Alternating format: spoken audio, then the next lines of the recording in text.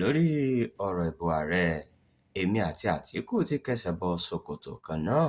Amaechi, mínísítà tẹ́lẹ̀rí fún ọ̀rọ̀ ìrìnnà lórílẹ̀‐èdè yìí, Chibuike Rotimi Amaechi ti sọ pé igbákejì ààrẹ tẹ́lẹ̀rí Atiku Abubakar kò ní ohun àmúyẹ kankan tó fi lè borí ìdìbò gbogbogbò ní orílẹ̀‐èdè Nàìjíríà. Ìròyìn fi hàn pé Amaechi tún sọ kedere pé òun yóò tẹ̀síwájú nínú ìdíje fúnpò ààrẹ àti pé òun kò ní juwọ́ sílẹ̀ fún èyíkéyìí olùdíje nínú ìdìbò abẹ́lé ẹgbẹ́ òṣèlú ADC.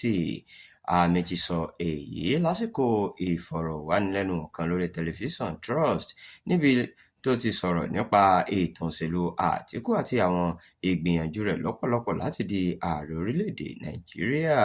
Ó ní Àtíkù ti ń kópa nínú ìdíje ààrẹ fún ọ̀pọ̀lọpọ̀ ọdún sẹ́yìn àti pé ó máa ń gba tíkẹ́ẹ̀tì ẹgbẹ́ òṣèlú tó bá wà, ṣùgbọ́n kò tíì fìgbà kankan borí lásìkò ìdìbò gangan.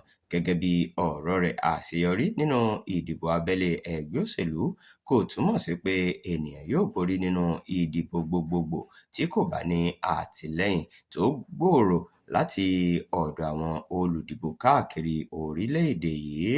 Ó tún fi kún pé kókó pàtàkì nínú òṣèlú ààrẹ kì í ṣe nípa gbígba tíkẹ́ẹ̀tì inú ẹgbẹ́ òṣèlú nìkan, ṣùgbọ́n nípa bí àwọn ènìyàn orílẹ̀-èdè ṣe gba olùdíje náà. Amaechi tún mẹ́nuba ìtàn Àtíkù nínú ìdíje ààrẹ, ó sì ní pẹ̀lú gbogbo ìgbìyànjú rẹ̀ láti ọdún 1992 kò tíì borí nínú ìdìbò orílẹ̀-èdè yìí rárá. Ó ní ó ti ń díje láti ọdún 1992, gbogbo ìgbà tó bá sì borí nínú ìdìbò abẹ́lé, ó máa ń pàdánù ìdìbò gbogbogbò. Kókó náà ni pé ènìyàn gbọ́dọ̀ ní agbára láti gba àtìlẹ́yìn àwọn ènìyàn. Àtíkù kò sì nírú agbára yẹn.